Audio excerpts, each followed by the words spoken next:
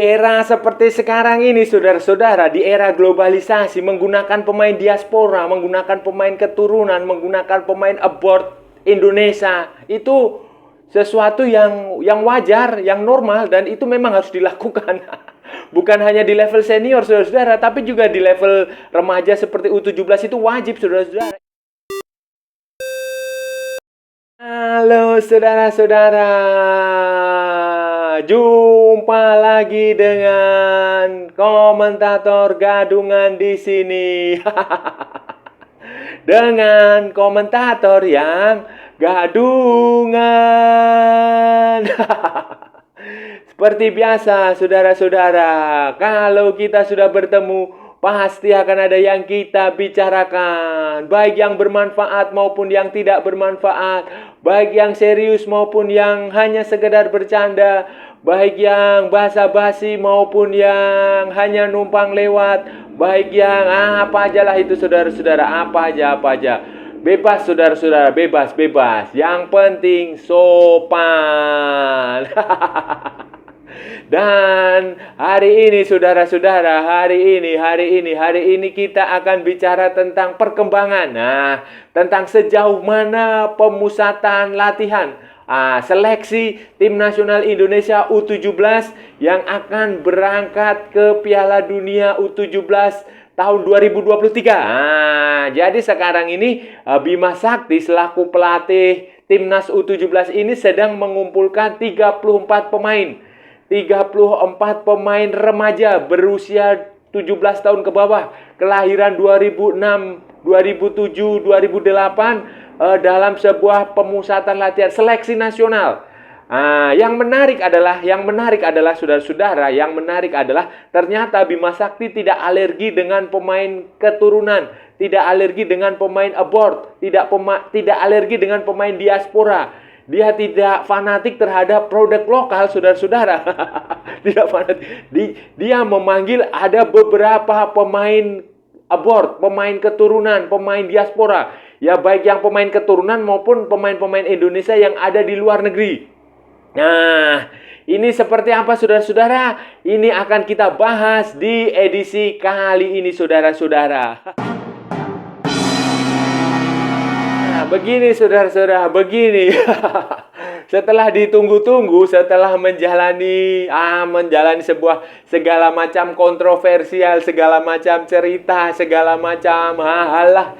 Setelah kebanjiran kritik, digempur sana sini, dihujani kecaman, dihujani nyinyiran oleh banyak orang. Oleh supporter, oleh netizen, oleh media, oleh pengamat, oleh apa aja lah. Akhirnya Bima Sakti ini merilis daftar 34 pemain tim nasional Indonesia U17. Daftar untuk mengikuti seleksi. Yang akan diselenggarakan kira-kira sebulan lah. Sebulan lebih, saudara-saudara, sebulan lebih. Jadi 34 pemain ini akan berkumpul bersama di Jakarta sampai tanggal, kalau nggak salah itu sampai tanggal 28 Agustus 2023. Nah, mereka di sini menjalani seleksi, menjalani pemusatan latihan, menjalani berbagai macam hal lah, tes fisik, tes kesehatan, 34 nama. Tetapi ada kemungkinan akan bertambah lagi karena ini masih berjalan terus, saudara-saudara, masih dalam proses. Kalau mungkin ada pemain yang dinilai cedera atau kurang bagus harus diganti, ya pasti akan ada pemanggilan. Kalau ada pemain dari mana-mana yang belum terpantau tetapi ternyata punya bakat, ya pasti akan dipanggil. Jadi intinya 34 pemain ini belum final. Belum final ini hanya squad sementara, hanya sambil jalan istilahnya tambal sulam. Ada yang bagus diambil, ada yang kurang bagus diambil. Selama kira-kira sebulan ini akan dilihat dan seleksi dilakukan oleh Bima Sakti dan tim pelatihnya juga akan dibantu oleh Sintayong, pelatih tim nasional Indonesia senior, dan ada juga Indra Safri di situ yang akan ikut serta. Kemudian nanti kalau direktur tekniknya PSSI yang baru yang dari Jerman, yang entah itu si Joachim Löw, entah si Oliver Kahn, entah Lothar Matthäus, entah Julian Nagelsmann, entah Bernhard Sum. Yang nggak tahu, pokoknya dari Jerman itu datang, itu pasti akan membantu melakukan seleksi. Jadi ini intinya seleksi ini keroyokan, rame-rame untuk mencari skuad terbaik, skuad yang benar-benar layak untuk tampil di Piala Dunia U17. 34 pemain yang dipanggil, saudara-saudara, ya, nama-nama lama, alumni Piala AFF U16, alumni kualifikasi Piala Asia U17 tahun lalu itu tetap aja diberi kesempatan mendominasi. Ya, ini wajar lah, saudara-saudara, sebagai bentuk dari mereka adalah backbone, dan ini adalah kelanjutan dari yang sebelum-sebelum. Jadi nggak terputus, nggak memulai dari nol sama sekali, ya. Itu nama-nama seperti Iqbal, kaptennya itu Iqbal, terus si Rifat Nur Fajar, kemudian Arkan Kakak, kemudian Vigo, Dennis, kemudian banyaklah itu nama-nama seperti itu. Nabil Asyura, kayak begitulah. Itu semuanya masih tetap dipanggil. Kemudian ada beberapa nama baru yang hasil seleksi di beberapa kota itu. Kemudian ada lagi yang pantauan dari Garuda Select yang waktu itu baru saja seleksi dengan Dennis Wise dengan gabungan. Jadi ada banyak pemain yang memang pemain-pemain lokal yang ya saya rasa itu mereka nama-nama ini layak diberi kesempatan, layak diberi hak untuk menjalani seleksi secara fair dan adil supaya mereka bisa menunjukkan kemampuan terbaik. Nah, itu ada beberapa nama yang ya dari mereka sebelumnya sudah tampil seperti di beberapa turnamen lah, di beberapa turnamen junior seperti Piala Suratin, seperti Elite Pro Liga EPA, Elite Pro EPA, Elite Pro Akademi Liga 1 tahun lalu.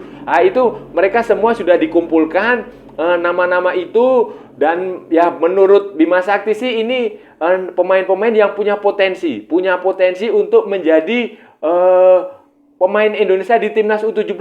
Fisik, ya, karena ada beberapa kriteria seperti fisik, posturnya harus bagus, kemudian kemampuan dia, teknik, skillnya, kemudian pemahaman dia terhadap permainan, itu menjadi beberapa parameter yang membuat nama-nama ini 34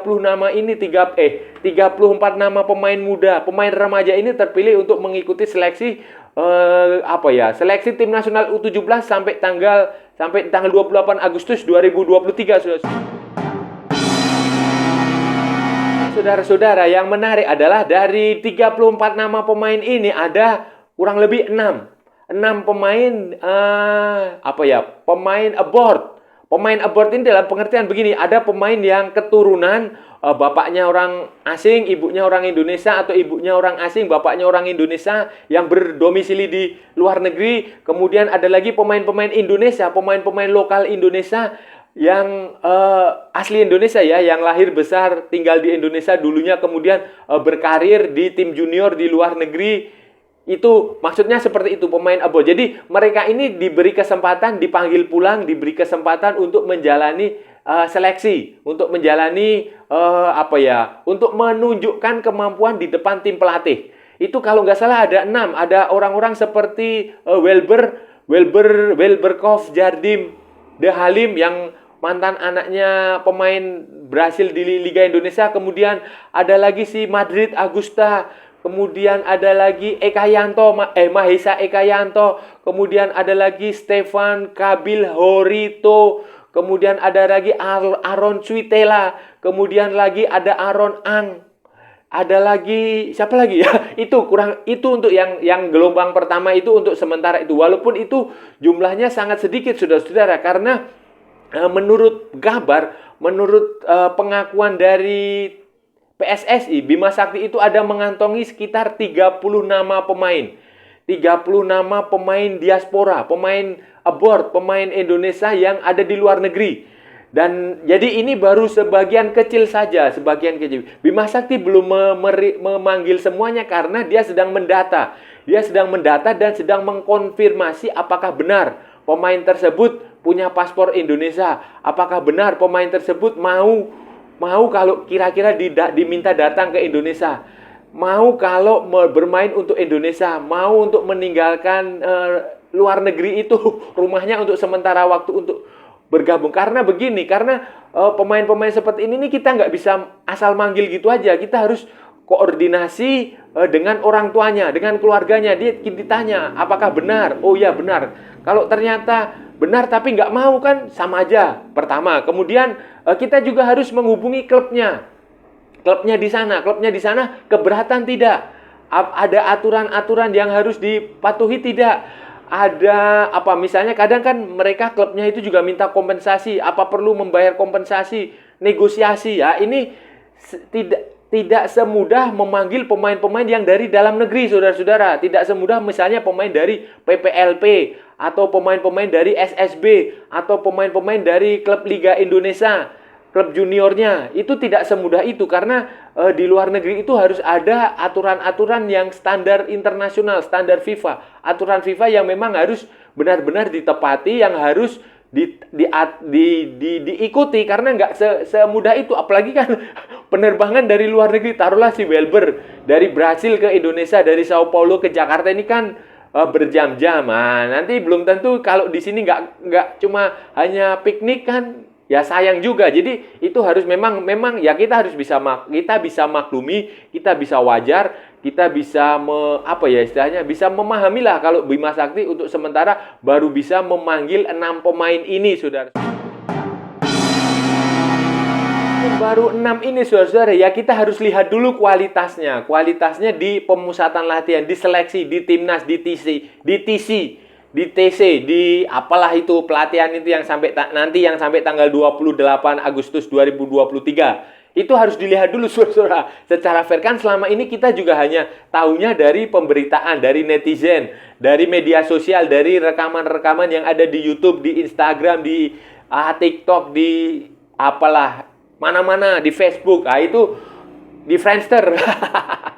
Kita baru tahunya. Jadi itu perlu diuji secara empirik, diuji secara realitasnya memang benar bagus atau tidak. Nanti mungkin aja dicoba di pertandingan persahabatan, itu mainnya seperti apa, apakah bisa menyatu dengan tim, kualitas individunya bagaimana, posturnya bagaimana, fisiknya bagaimana, kemampuan dia bekerja sama dengan rekan-rekannya bagaimana. Nah, itu akan dinilai terlebih dahulu, saudara-saudara, supaya fair, supaya adil, supaya tidak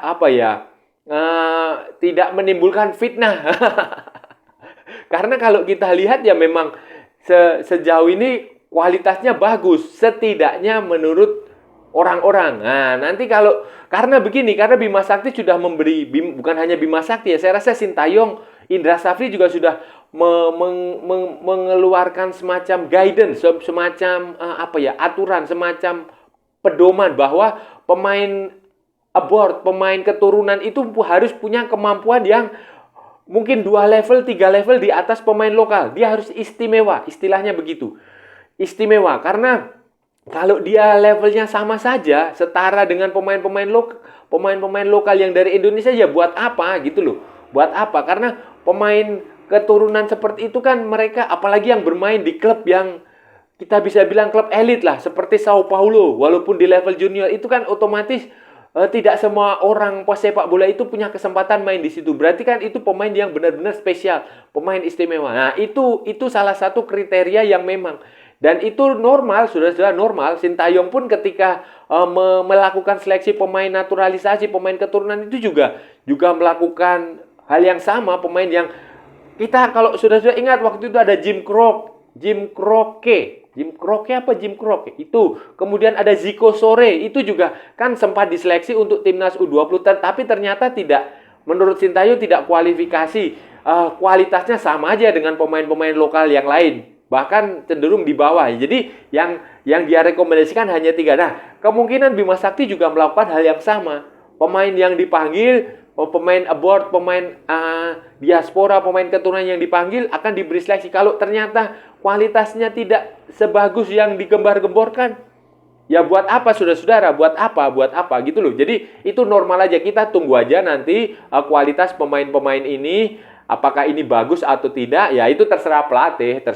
Apalagi Bima Sakti tidak sendiri kan, ada Sintayong di situ, ada Indra Safri di situ, ada pendampingnya, ada penasehat teknisnya yang akan memberikan pemasukan yang saya rasa harus kita dukung lah, saudara-saudara.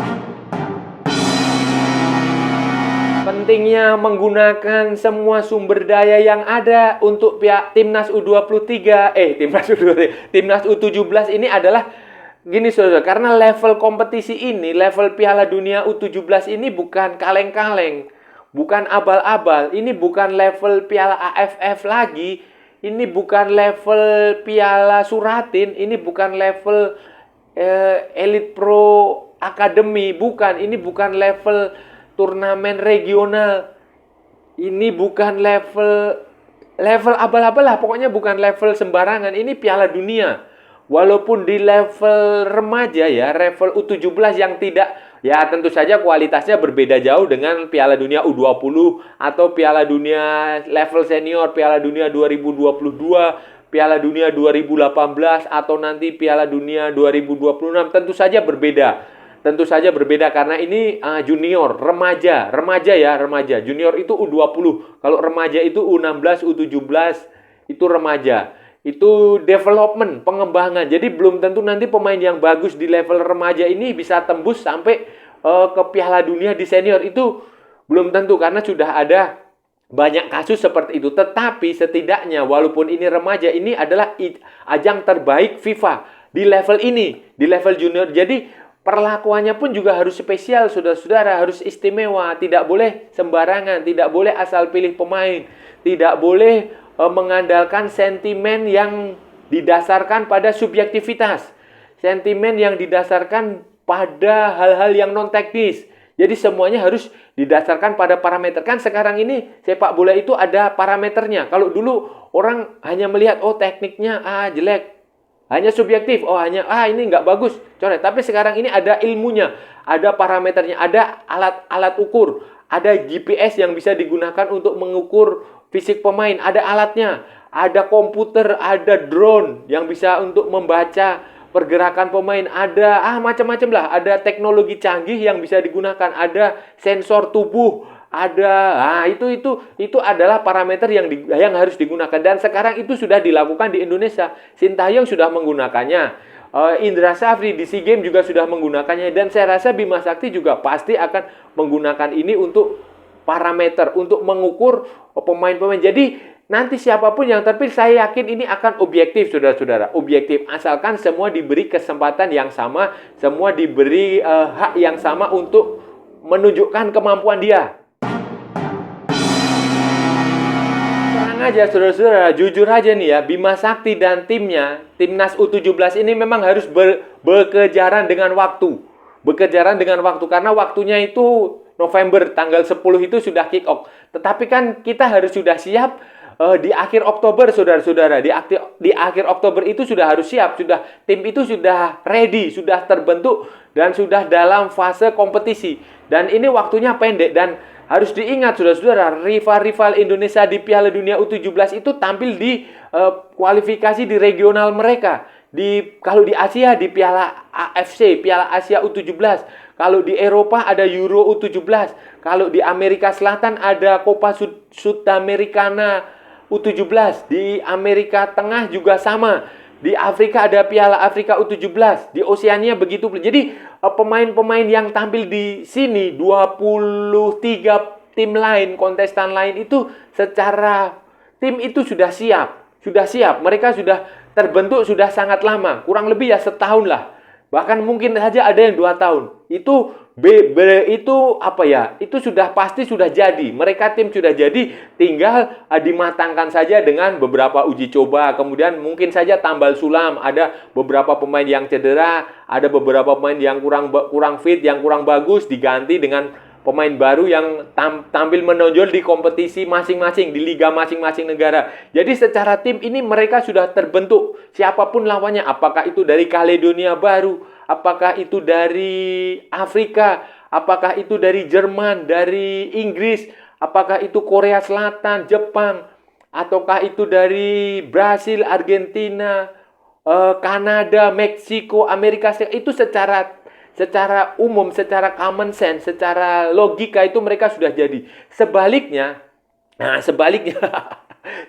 Indonesia ini baru dibentuk. Oke lah, kita waktu itu sudah punya timnas U16 yang juara Piala AFF. Kemudian mereka tampil di Piala kualifikasi Piala Asia 2017. Tetapi kan itu waktunya kan bulan Oktober atau bulan November, sudah. Jadi sudah beberapa bulan lalu. Dan nanti ketika turnamen Piala Dunia U17 itu setahun berarti kan. Artinya kan selama beberapa bulan itu tim ini sudah bubar. Mereka tidak berkumpul bersama, mereka tidak latihan bersama. Ya memang mereka latihan di klubnya masing-masing. Tetapi kan secara tim dengan timnas yang U17 ini kan belum berkumpul, belum latihan. Dan ini nanti mereka setidaknya akan mulai efektif nih ya saudara-saudara ya, mulai efektif latihan menurut saya ini adalah September ini sudah mulai, kerangka tim sudah mulai ada. September ini akan ada pertandingan uji. Kemungkinan akan ada TC di Eropa kalau seingat saya, setahu saya. Dan September artinya kan September, Oktober mereka hanya punya waktu 2 bulan. Praktis hanya waktu 2 bulan untuk mematangkan tim, untuk membentuk tim yang solid sebelum Piala Dunia U17.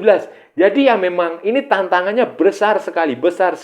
Seperti yang saya bilang waktu sebelum-sebelumnya adalah Piala Dunia U17 ini adalah berkah sekaligus musibah jika kita tidak mampu memanfaatkannya dengan baik, saudara. Saudara-saudara, itu tadi pembahasan kita hari ini, saudara-saudara.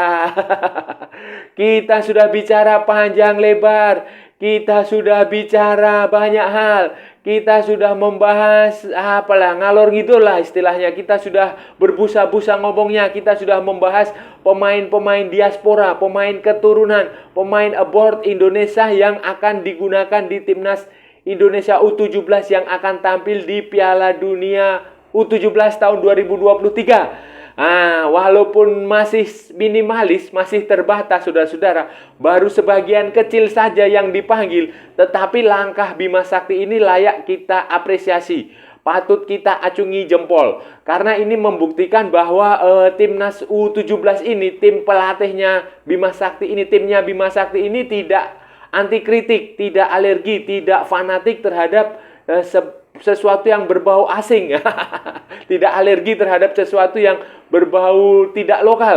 Jadi semua diberi kesempatan yang sama, walaupun masih ada beberapa pemain lagi yang seharusnya masih bisa dipanggil. Ya mungkin saja ini hanya tinggal menunggu waktu lah, saudara-saudara. Ya kita harus berpikiran positif bahwa pemain-pemain keturunan, pemain-pemain diaspora, pemain-pemain abroad itu masih ada lagi yang akan dipanggil karena waktunya masih ada.